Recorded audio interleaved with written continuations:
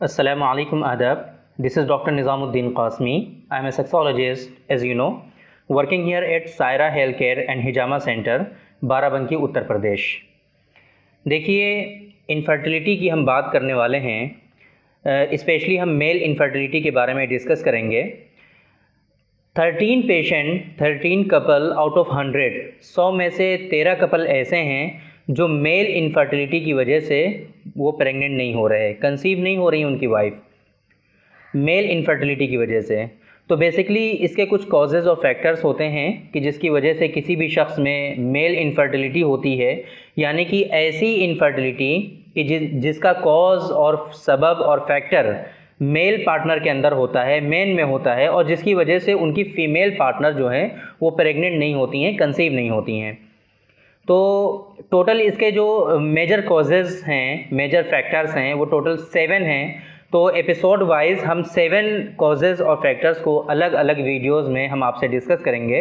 Daily basis पे हर एक एक वीडियोस में एपिसोड वाइज आपको बताएंगे एक एक वीडियो में कि वो कॉजेज़ क्या क्या हैं, कौन से फैक्टर्स हैं, उनका ट्रीटमेंट क्या है, उनके ट्रीटमेंट के ऑप्शंस क्या हैं, कहाँ कहाँ आप ट्रीट कर सकते हैं, और इसी तरीके से यूनानी सिस्टम ऑफ मेडिसिन में आप उनको कैसे ट्रीट कर सकते हैं। अकॉर्डिंग टू यूनानी सिस्टम ऑफ मेडिसिन कौन कौन सी दवाएं हैं, कौन कौन सी मेडिसिन हैं जिनको यूज़ करके आप उन प्रॉब्लम्स को रिजॉल्व कर सकते हैं और उनको ट्रीट कर सकते हैं।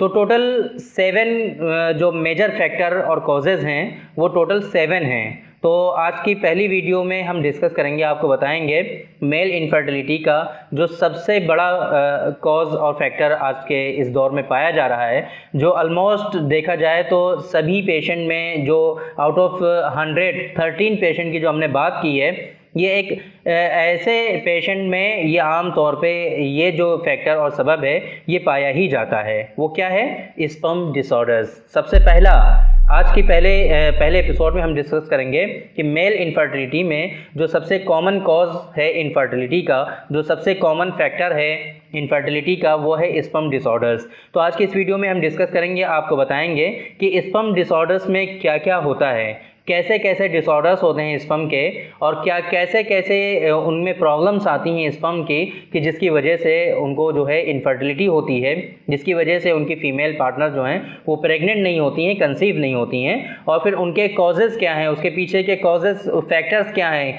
वो डिसऑर्डर्स क्यों आते हैं। इसी तरीके से उनको ट्रीटमेंट के ऑप्शंस क्या हैं, कैसे उनको ट्रीट किया जा सकता है, चाहे वो मॉडर्न पैथी में हो, एलोपैथ में हो, या फिर यूनानी सिस्टम ऑफ मेडिसिन में आप कैसे उनको ट्रीट कर सकते हैं, कौन से प्रोडक्ट हैं जिनको यूज़ करके आप उनको ईजिली ट्रीट कर सकते हैं। तो ये सारी चीज़ें आज की इस वीडियो में हम डिस्कस करेंगे। देखिए, प्रॉब्लम जो है ये बहुत बड़ा है, ग्लोबली ये प्रॉब्लम है, और सही ट्रीटमेंट के ऑप्शंस इसके अवेलेबल नहीं हैं। अगर हम सही फोकस करें हर्बल मेडिसिन के थ्रू, नेचुरल मेडिसिन के थ्रू हम इस प्रॉब्लम को रिजॉल्व कर सकते हैं। ग्लोबली हम इसमें बहुत बड़ा अपना किरदार अदा कर सकते हैं। स्पेशली यूनानी फिजिशियन जो हैं, अगर वो इस पर फोकस करें तो इसमें बहुत बड़ा जो है इसमें किरदार अदा कर सकते हैं, और इस ग्लोबली जो है पूरा वर्ल्ड वाइड इसमें बहुत सारे लोग इसमें ये देख लीजिए आप, टोटल 13% जो हैं वो सिर्फ और सिर्फ मेल इनफर्टिलिटी के हैं। इसके अलावा 13% जो हैं वो और भी हैं जो फीमेल की वजह से आएंगे, फीमेल के भी कॉजेज़ होते हैं, इसी तरीके से कुछ अनएक्सप्लेन्ड भी होते हैं। तो टोटल ये इनफर्टिलिटी का जो प्रॉब्लम है ये वर्ल्ड वाइड और ग्लोबली बहुत बड़ा है, इसके रिज़ॉल्व करने की बहुत ज़्यादा ज़रूरत है।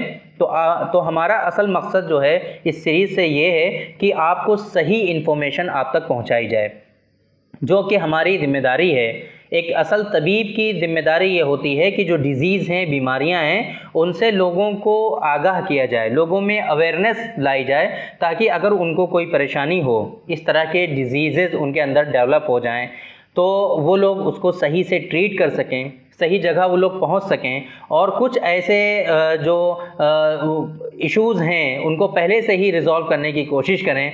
यानी कि इस तरह से समझ लीजिए कि वो ऐसे कुछ सेहत को अपनी जो है बरकरार रखने के लिए हिफाजती तदाबीर क्या है उनको अपनाएं, ताकि इस तरह की कंप्लेंट उनको आने ही ना पाएँ, वो डिज़ीज़ से वो बचे रहें।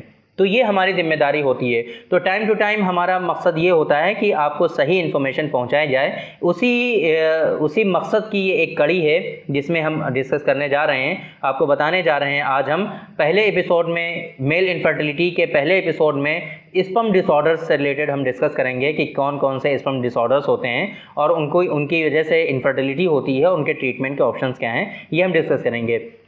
तो ये सीरीज़ भी बहुत इंपॉर्टेंट है। इससे पहली सीरीज़ में हमने इरेक्टाइल डिसफंक्शन को जो है कवर किया था पूरा, कई सारे एपिसोड में हमने बताया था कि इरेक्टाइल डिसफंक्शन के क्या क्या कॉजेज़ होते हैं, क्या क्या फैक्टर्स होते हैं, ट्रीटमेंट के ऑप्शंस क्या होते हैं। वो अगर आपने सीरीज़ हमारी मिस कर दी है, वो एपिसोड आपने नहीं देखे हैं, तो यहाँ आई बटन पर क्लिक करके वो सारी वीडियोज़ आप ज़रूर देख लीजिए, बहुत इंपॉर्टेंट है वो भी।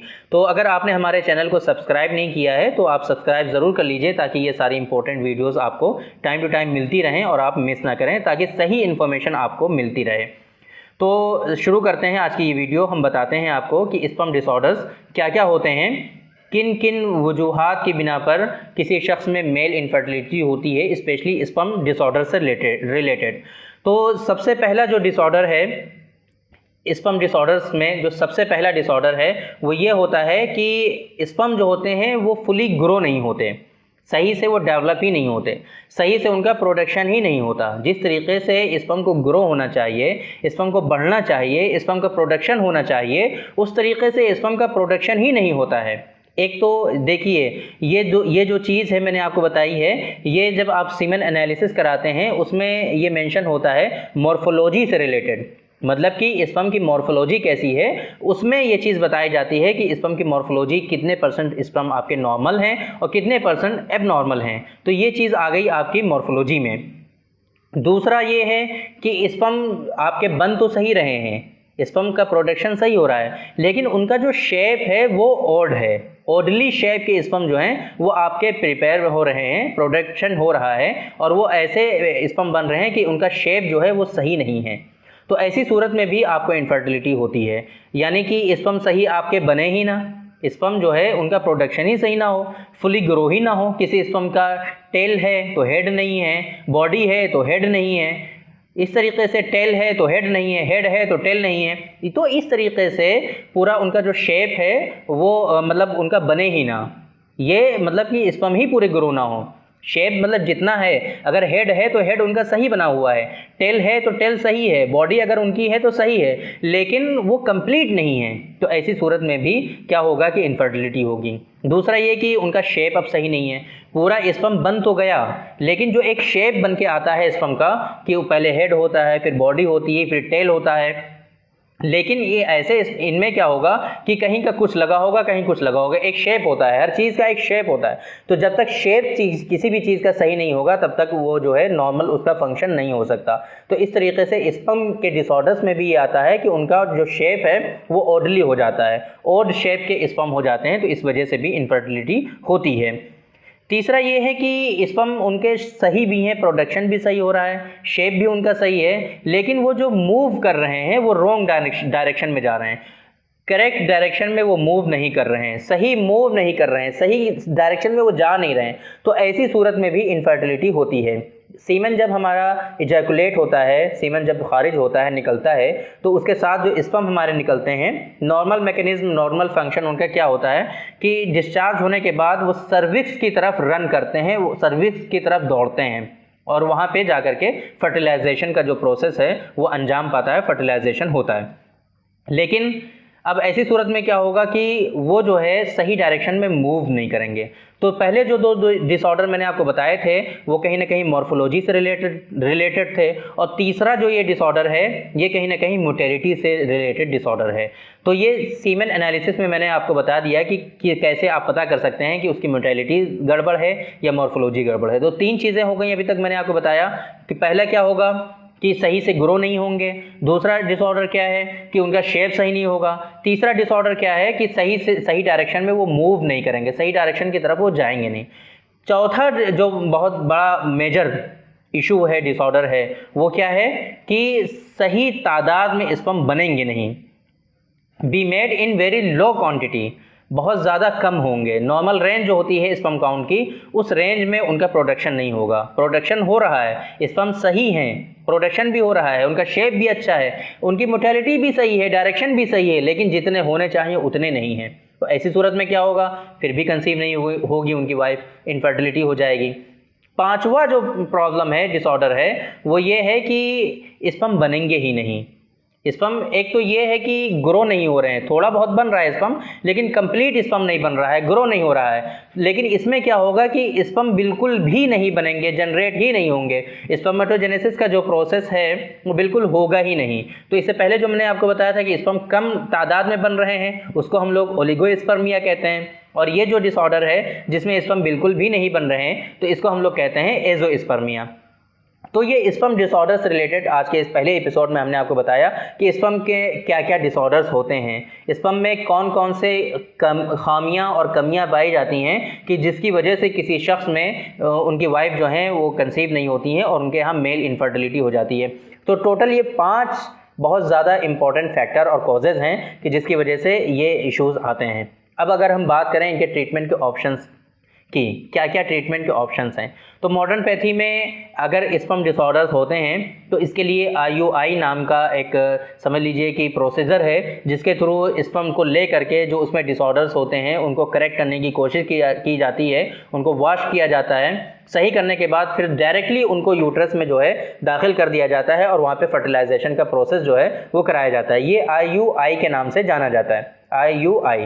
तो ये तरीक़ा अपना सकते हैं आप, लेकिन इसमें जो सक्सेस रेट है वो अच्छा नहीं है, काफ़ी कामयाबी नहीं मिलती लोगों को इसमें, और काफ़ी कॉस्टली भी तरीक़ा माना जाता है। बहुत ज़्यादा इसमें आपके लाख 1.5 लाख रुपए खर्च हो जाते हैं, लेकिन फिर भी सक्सेस होने के चांसेस नहीं है। स्टार्टिंग में ही मैंने आपको बताया था कि हम यूनानी फिजिशियन जो हैं इसमें बहुत बड़ा रोल हम अदा कर सकते हैं, बहुत बड़ी कामयाबी इसमें हम लोग हासिल कर सकते हैं। थोड़ी मेहनत की ज़रूरत है, सही इन्फॉर्मेशन की ज़रूरत है, थोड़ा सा हमें हार्ड वर्क की ज़रूरत है। अगर सही चीज़ें हमको सही वक्त में मिलें, सही इन्फॉर्मेशन हमें हासिल हो जाए, सही चीज़ें और सही मेडिसिन हम लोगों को मिल जाएं, तो हम इसमें जो ग्लोबली ये एक प्रॉब्लम है इसको हम रिज़ॉल्व कर सकते हैं। तो इसी कड़ी में, इनफर्टिलिटी की कड़ी में, चूँकि हम बहुत दिनों से हमारा जो मेन प्रैक्टिस है वो सेक्सुअल डिसऑर्डर्स और इनफर्टिलिटी पर ही है, तो हम इस पे ऑलरेडी हम काम कर रहे हैं और अच्छे खासे प्रोडक्ट हमारे यहाँ अल्हम्दुलिल्लाह इस पे जो है जनरेट किए जा चुके हैं, ऑलरेडी प्रोडक्शन उनका हो रहा है।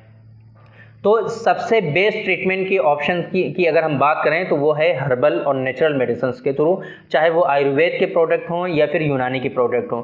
इससे कोई फ़र्क नहीं पड़ता कि आप आयुर्वेद में ट्रीटमेंट कराएं या यूनानी में ट्रीटमेंट कराएं, लेकिन सक्सेसफुल जो ट्रीटमेंट है वो है हर्बल मेडिसिन के थ्रू, नेचुरल मेडिसिन के थ्रू, जो नेचुरल फिनोमेना है आप उसके थ्रू कंसीव होइए, उसके थ्रू आप इलाज कराइए, तो इंशाल्लाह बिल्कुल आपको कामयाबी मिलेगी और बहुत ही कम कॉस्ट में। देखिए, इन जगहों पे पैसा जो है मैटर नहीं करता है, इन डिजीज़ में, इन बीमारियों में मनी मैटर नहीं करती है, पैसा कितना भी लग जाए लेकिन आपको ट्रीटमेंट सही मिलना चाहिए। IUI में क्या है, पैसा तो आपका बहुत लग जाता है लेकिन वहाँ पे सक्सेस की गारंटी नहीं होती है, सक्सेस रेट वहाँ पे अच्छा नहीं है।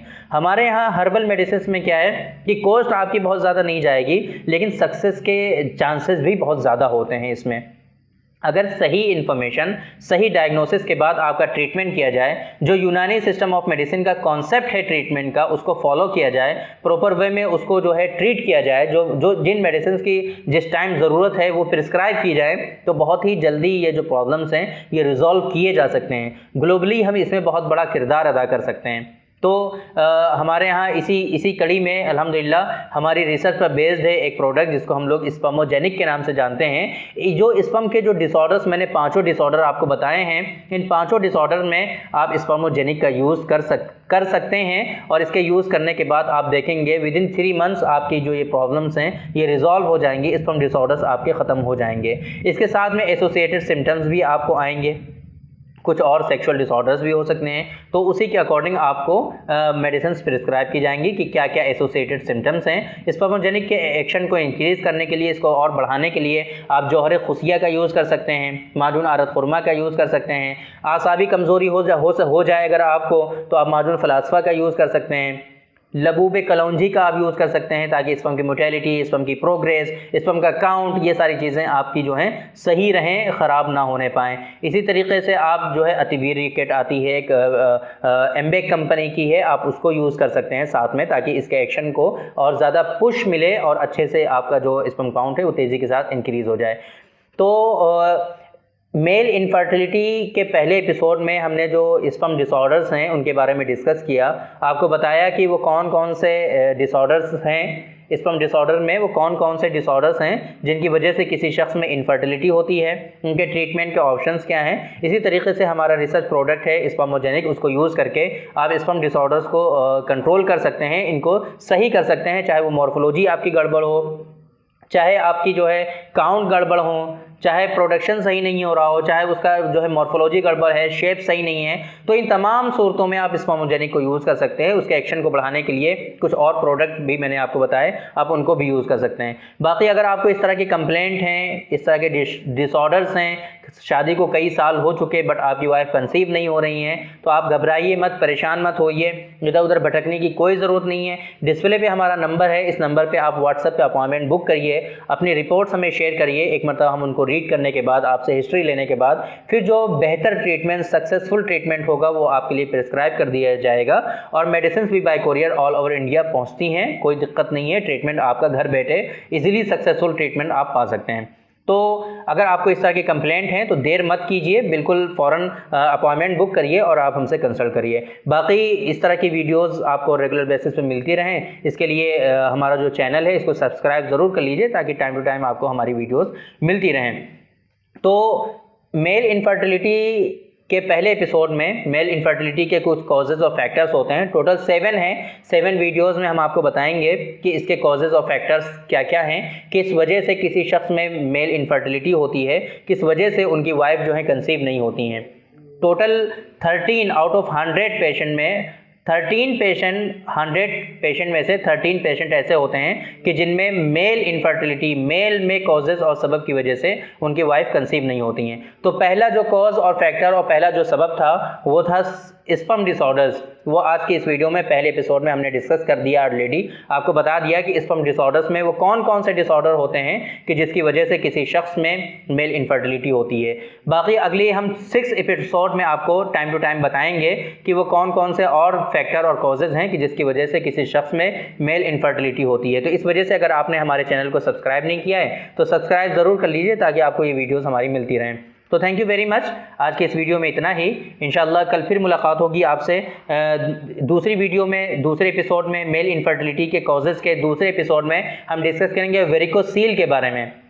आपको बताएंगे कि वेरिकोसील क्या होता है, कैसे इसको हम ट्रीट कर सकते हैं या नहीं, क्या ऑप्शंस हैं और इसकी वजह से मेल इनफर्टिलिटी क्यों होती है, क्या इसके पीछे के कॉजेज़ और फैक्टर हैं, क्या वेरिकोसील होने की वजह से किसी शख्स में क्या कंप्लेंट्स आती हैं, ये सारी चीज़ें हम आज की कल हम डिस्कस करेंगे, आपको बताएंगे। तो थैंक यू वेरी मच, आज के इस वीडियो में इतना ही। इंशाल्लाह फिर मुलाकात होगी आपसे, कल हम डिस्कस करेंगे, आपको बताएंगे। तब तक के लिए इजाज़त दीजिए। अस्सलाम वालेकुम।